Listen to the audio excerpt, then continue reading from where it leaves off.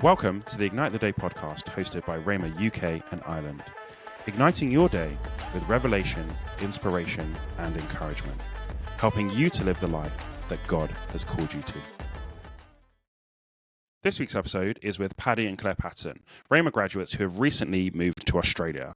They've been on an amazing and quite crazy journey, to be honest. So Paddy was ex-military or is ex-military, and Claire was actually New Age. So she was a life coach teaching some New Age principles. She found God and changed everything. So they've had a crazy journey just to get to Christianity. And then they went to RHEMA, and now they've moved to Australia and they're starting ministries out in Australia. This episode is for everybody. You know, we talk about hearing from God about really big moves, the importance of having the right relationships, people who you can go to and check, okay, this is what I think God is saying. Pray with me, give me support, help me. We talk about what happens when it goes a bit wrong. So when they got to Australia, some very interesting things happened. And in some stages, it looks like, God, did we hear you right? You know, I think we've all had that feeling of, God, this is what I'm sure you told me to do, and now I'm here. It feels like hell is breaking loose. So it's just a really, really rich conversation, part 1 of 2 episodes. So make sure that you're subscribed to the Ignite the Day podcast on YouTube, Apple Podcasts, Spotify, wherever you get your podcast from, so that you know when part 2 drops. Let's get into this week's episode.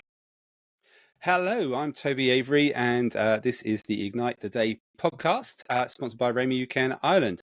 I'm joined today by my co-host Tolu and our amazing guests Paddy and Claire, and we're here to ignite your day with revelation, inspiration, and encouragement, helping you to live the life that God has called you to. So, Tolu, do you want to say a quick hello? Hello, everybody. I'm really excited for this episode because Paddy and Claire are awesome. You don't sound very excited, Tolu. Sorry, that wasn't your excited voice. I need you to say that again with more emotion. Can you do that? Oh, but that's what I've got. That is my voice. I'm super excited. Smile on his face. We're happy with that. There was a smile on it. There was a genuine smile. I'm happy with that. That was. All right, we'll take the smile as being Tolu's enthusiastic. Love it. As Tolu said, though, Paddy and Claire are amazing, and we've known them for a few years now, and they've got an amazing story to tell. So we're really excited to have them with us today. I'm particularly excited, maybe like Tolu, because I know that their story is going to inspire me, and if it's going to inspire me, I'm pretty sure it's going to inspire you guys that are listening in our audience today. So, Paddy and Claire, it's great to have you with us. Now, first of all, where are you? We are in the Gold Coast of Australia. So this is for the ignorant among us. Where's that? Say that again. For the ignorant among us, where's Gold that? Coast of Australia, the other side of the world. The others. Really? All the way. The whole way around. The other side. We're all there. So we have about 28 to 29 degrees today. It's evening time with us. It's summertime at Christmas. So it's very bizarre because we see people wearing Christmas hats and a pair of shorts and flip-flops. It's just not right.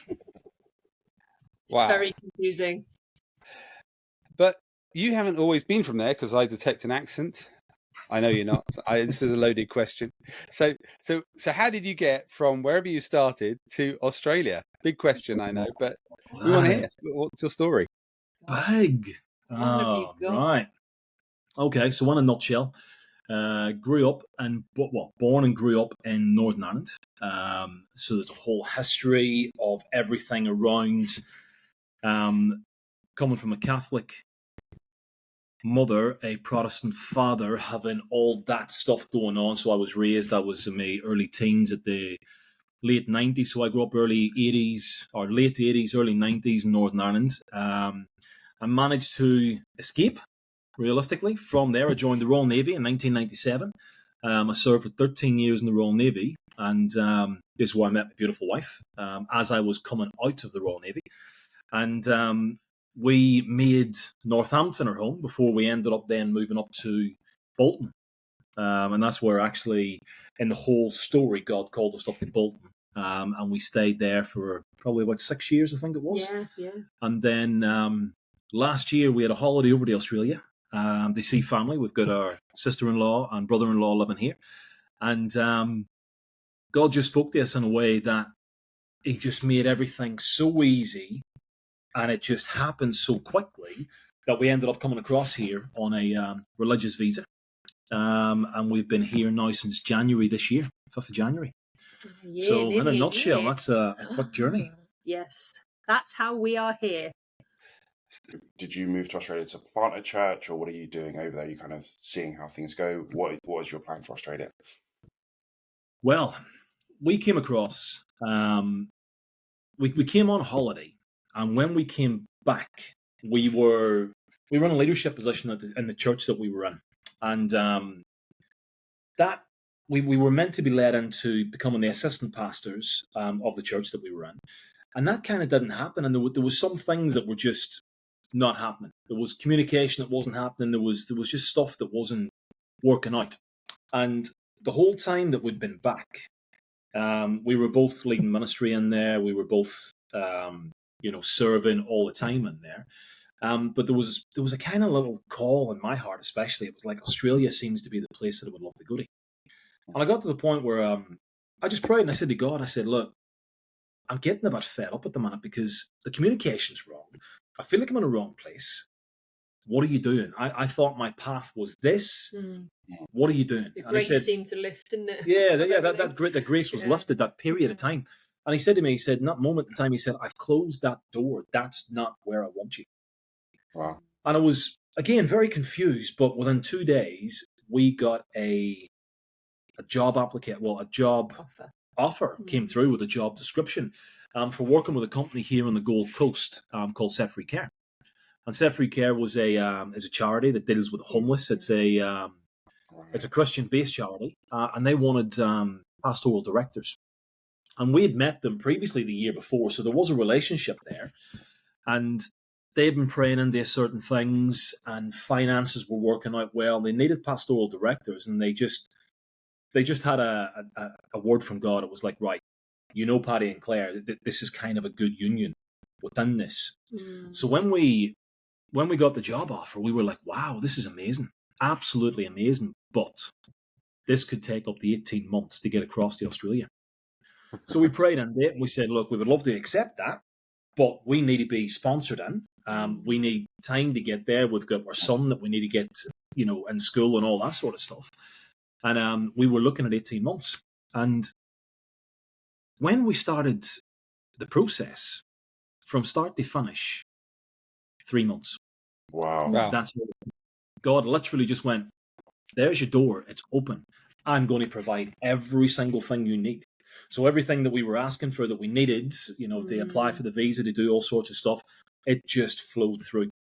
So we'd already sold our house. Even selling the house was a blessing. Selling the house was the house market peaked at the point we sold. And I think we made an extra 15 just before it plummeted in the UK. It was just like everything had its hand over it. When you just know that God's got his hand over it. So it was just a blessing. So we followed suit, didn't we? Yeah, we did. But we didn't go straight away. So when we got the visa through after the 3 months, we knew that we had to finish what we were doing well. Yeah. So the ministry that we were leading, the church part of, we had to finish that well. We knew that. Yeah. And we kept on serving. We kept on doing that. And the day that we left was just, I loved it. It was a great day. The church. Yeah. It was. We were honoured really, really, really well. And it was fantastic. I wanted to go a little bit more into that because you mentioned, and I think, to be honest, leaving church is something that is really, really tough. And it's not something that you're taught to do. Like when you leave your job, when you start your job, you're told, okay, when you want to leave, you hand in your notice, you've got this amount of time, etc., etc. But when you're leaving church, no one's ever really taught how do you leave a church well. So I'm really interested in, you mentioned you wanted to leave really well. There was some kind of communication and kind of misunderstandings along the way. How did you kind of see that through to then be able to leave in a way that was really, really good? So in our church, there was a mother campus in Bolton, King's Church, and we were previously, where we were going to become assistant pastors, we were in Salford, which was another campus.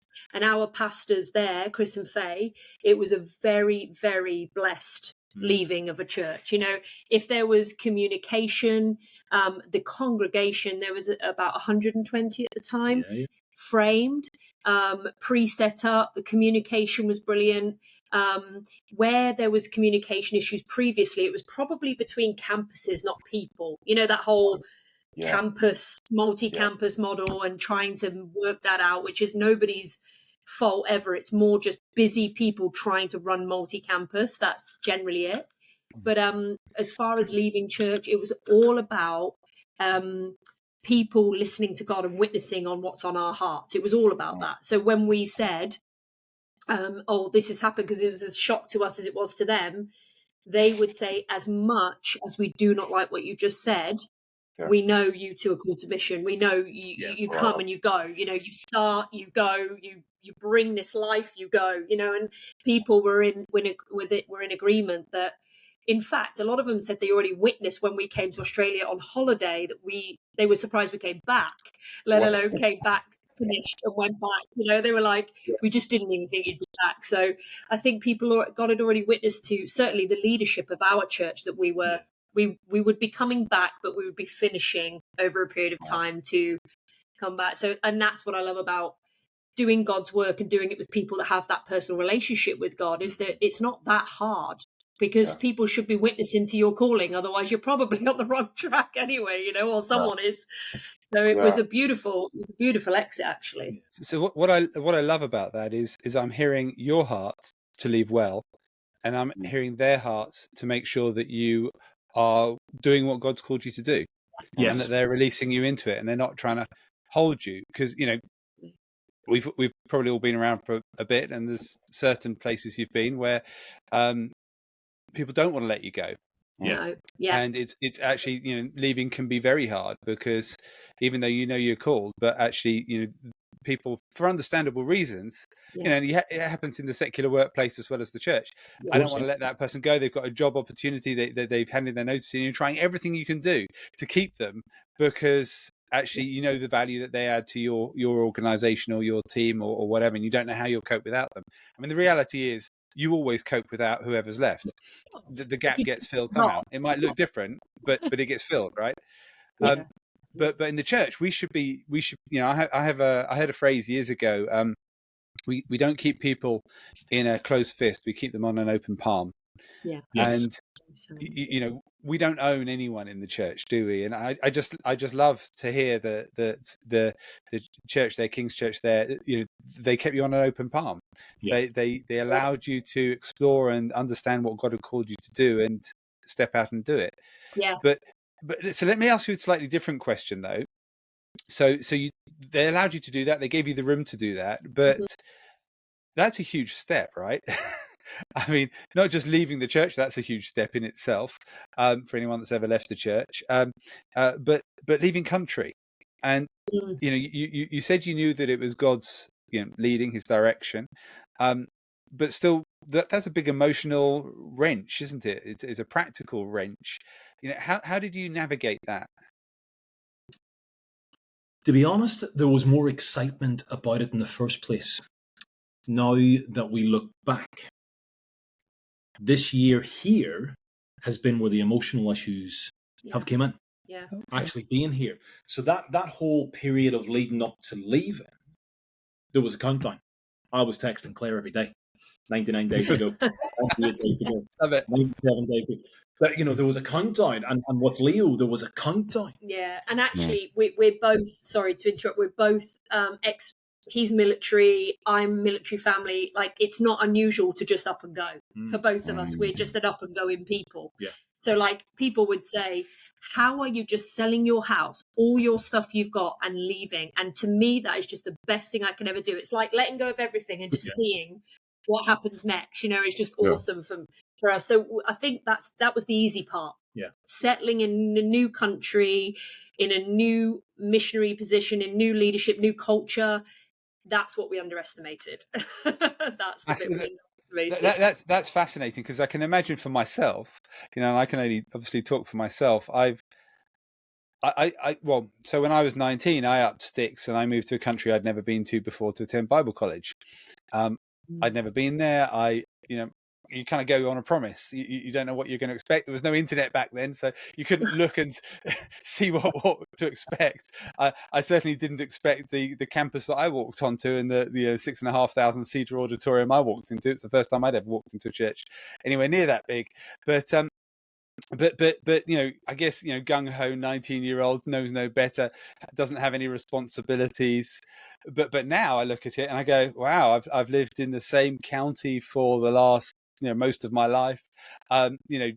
Moving house is a big deal, let alone moving country. Especially now, I've got to uproot my kids and all that kind of stuff. So that's fascinating. That actually, because of your backgrounds and your history and what you're accustomed to, actually that bit wasn't such a big thing for you, whereas I imagine it would be for other people. And I guess something on there is to do with personality types as well, isn't it? Some of us need safety more than others. Others of us are more able to go out and take a chance and take a risk in different areas. So it's fascinating. So this first year has been where the real emotion and challenge has been. Oh yes. Okay, talk to us about that. What does that look like? You've moved. You've been serving in the ministry. You've up sticks. You've moved country. You've landed. What was the biggest challenge? If you had to name one thing, what was the biggest thing that I was speaking to my sister about this recently, because my sister, love her, she's quite wealthy. They live a very abundant life through property, money, stuff like that. And I was speaking to her recently and I said, when we were in England, we lived a very work, earn, do ministry voluntary when you've got time. And it was a very, I would say normal existence, for what you would do. You would work and you would earn money, you'd pay your bills, you'd have a bit left, you'd have a holiday year, you'd serve. Whereas we have been beyond blessed arriving here. And I was speaking to Pastor Matthew and Fina about it, because their mission story is completely different to ours. They came to the house and they were like, what? You just come and moved in here? And I was like, well, my sister decorated for us. We've been blessed beyond measure. And that was the hardest thing, to adjust to having freedom, as in financially, is always a test for anyone, I think, because then you've got to choose what you do with your time. And having freedom of ministry, it becomes a choice, not something you have to do. And also, we've obviously still, you tell me to stop saying that, don't you? We've been saved now 8 years, so we're still what we would call relatively new. So we prayed, we had a plan, like, God, you work with us to provide financial freedom, we'll serve 100%. Financial freedom, get us out of our jobs, we will serve you wholeheartedly. And we're still in that position now. We are, God, where do you want us? But when we arrived, what we thought we were coming to wasn't what he had planned. Yeah. It got us here, but it wasn't what he had planned. So when you've got this, wow, look at this calling, let's go do that, and then he completely unravels that and says, just rest, just rest. And you're like, what? I don't want to rest. No, we promised we'd serve, and I'll serve. Yeah. And so it was a mixture of normality being turned upside down, and also literally where we believed we were coming to serve was also in another series and a whole other story was turned on its head. And it was like, but God, you brought us here to do that. What's this all about? And retrospective, this is where it comes back to RHEMA. We never, ever question God, our calling, our faith, our, why, God, why? It was more like, wow, this is going to be interesting to see where this goes. It's like, so the emotions of that are still to this point. And then culturally, when you look at the Gold Coast, it is a beautiful place with beautiful people, a whole lot of aesthetically pleasing people, if you know what I mean, and a lot of oppression, high divorce rates, a lot of fakeness. It's really an oppressed area for many reasons, but spiritually felt it the minute we arrived. So there's a whole lot of a list of stuff as to why it all went a bit emotional and also spiritually. Yeah. Can you share that story a little bit in terms of kind of what happened when you got there? It wasn't quite what you thought it was going to be. Can you unpack that a little bit? Absolutely. Yeah. So going into Set Free was the place where I was going to work. Claire got us into Australia with her qualifications. I obviously piggybacked on the background. He's got a few more qualifications that just look better on paper than what I do. Well, you hadn't finished RHEMA, that was the point. You were still into your RHEMA. I'd finished my RHEMA, and they needed a diploma in religious studies or Bible college to get us in on So the we went- religious visa. So but I just to say, I'm better anyway. So No competition. No competition. So coming in, so Set Free was a place where we're working with people that are homeless, working with people that are going through addictions, be it drugs, be it alcohol, working with people going through domestic violence. The element that I was working with was the Tuesday through Friday, and then obviously me and Claire were working on a Sunday together. But the feeding programs and stuff that we were doing, I was getting involved with a lot more things about how we get people into rehab, how we get people into housing, what we can do. You get people turning up on the door that have just been beaten up or all sorts of stuff. So I was learning very, very quickly, very hands-on, but I was getting in deep. And the nature of the place, and it was only recently, i.e. probably the latter part of last year, I kind of got to realising and understanding my strengths and my weaknesses properly. So when it comes to, for want of a better word, chaos, when it kicks off, when people crisis. Crisis, when it's just happening all over the place, then my background, the military, the police, growing up in Northern Ireland, it just kicks in. And all of a sudden, I'm the one that's calm. I'm like, right, listen, we can do whatever. Now, I can put somebody in a neck hold, a strangle hold, a wrist lock, and I can still be calm talking to somebody else. Trained to do that, and that's all cool, and that's good. So I'm in that environment all the time. But when that calms down, then I start to panic. I'm like, I don't know what they do now. And it's like, what? Somebody else take charge. I'm kind of like, right, well, all my stuff, and it's quite hard for somebody to kind of realize and understand I'm only good in crisis. And it's like, well, where is my strengths then? Because life's not always in crisis. I'm not always working at a top level. Where's my rest periods? Where's my, everything else? Where can I be really good? And I was in a constant state of who's going to kick off, who's going to do this? Hypervigilance. I would describe he was hypervigilant the whole time when he got here, because even when crisis, he would show up to work in the morning and there'd be somebody who'd been, prostituted all night and then beaten up, and they would be there, and the first thing he would deal with is that. And then when he came home, to unwind was near on impossible. Then the next day and the next day. Yeah. And as a trauma therapist, I started to notice some serious triggering of hypervigilance going on. So I'm like, But also, we know the last Ignite RHEMA ministry we went to, Toby and Pastor Joel had prophesied over him, darkness, men's ministry, the streets, things like this. So we know he's called to that area. So in answer to your question, Tolu, about why it was really hard to adapt to, was firstly because seeing him thrive in such strengths, but also how do you manage that in the peace of God? Like, how do you live in the peace of God when he's called you, when everything about his past was coming up? So he was using all of his strengths of chaos that was absolutely, I think, is a gift from his past and from God, and it will be utilized in the future. But I think what God is doing and works in us right now internally is you can't just be who you were in the past. You have to be in my peace while dealing with the chaos. You don't jump into the chaos. So that emotional roller coaster with him being in Set Free was something we had to work through immediately. Because it was just, I saw it straight away, and I felt in Set Free when I went in, I was just a bit. I've never ever suffered with anxiety or anything, but I was just so uncomfortable there, so uncomfortable for reasons I haven't even worked out yet. Some of them I have, some of them I haven't, but it was like a breeding ground to bring everybody with every issue in the Gold Coast together and to breed on each other, and I was just a bit like, I don't know if this is okay. But it was the before we left to come over here, we had Pastor Joel and Pastor Evie from Manchester.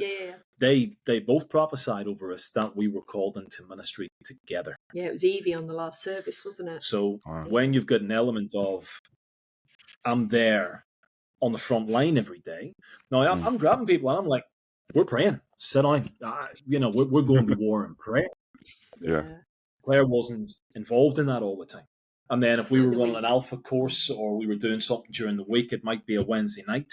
I knew people intimately. I knew their problems intimately, and I was seeing them every day. But Claire was only involved on a Sunday whenever we decided to open the church element, and maybe on a Wednesday night, and sometimes during the week. So I was always involved with their lives, and it was great because on a Sunday, sometimes you won't see somebody until next week. Whereas most of our congregation, I was seeing them on Tuesday, Wednesday, Thursday, because they were part of they were homeless or addicted or rehabbed or stuff like that. We weren't doing what God called us to do together. And that was a real struggle. It was like, how can you bring us here to this part of the world, do this type of ministry when we're not together? We know we should be, but you know, there was something. And it was always a question because, you know, I've never had a heart for homeless or for addictions. I'm like, put me in a church and I just want to do discipleship. Let's do some teaching, you know, let's really get into the nitty gritty. He's like, put me on the streets with prostitutes, drug addicts, and I'm in my happy place. I'm like, how are we possibly going to do ministry together? This is ridiculous. Well, we were always fascinated on how it was going to work out, and that's another series because we still haven't worked it out yet. And the reason that I asked you the question is because I think sometimes when we know we're called to do something or to go somewhere, and then we get there and it's not quite what we expected, it's not quite going the right way, it can be really easy to start questioning God, which you guys are saying, look, we never quite question that God called us there, but it's like, okay, how does this work? And I think it's really important for people to kind of hear the outworking of, oh, okay, this isn't quite what I expected. Like, super excited to leave and go do what God's called me to do. Now I'm here and it's like, oh, it's triggering things in me. Oh, I need to figure this out. And I think sometimes from the outside, because I see you guys on Facebook and I'm like, they're having an amazing time in Australia. Like, oh my gosh. But I can't tell the hidden and the kind of the challenges that come with it. So it'd be just good to understand, how are you guys working through that together?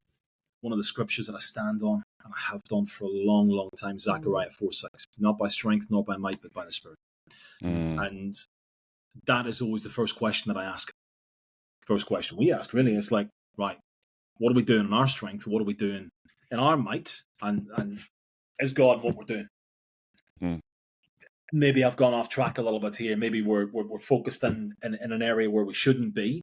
Right, well, let's pull it back to what God calls us to. We're in ministry. He wants us to be preaching and teaching His word. How do we do that? And as soon as we start veering off, and it doesn't feel right spiritually, you just get pulled. It's like, no, back. Where does God want me? Yeah. What's He doing? Yeah. Because that's an interesting journey. Is mixed in with all of this. You have to remember, I'm old. I'm over 45, right? So she's older you than are me. now. She's you old. are No, now. no, I'm not. I'm 44. Oh gosh. Sorry. I don't know what I'm saying. But the point You're is, still young as far as I'm concerned. exactly.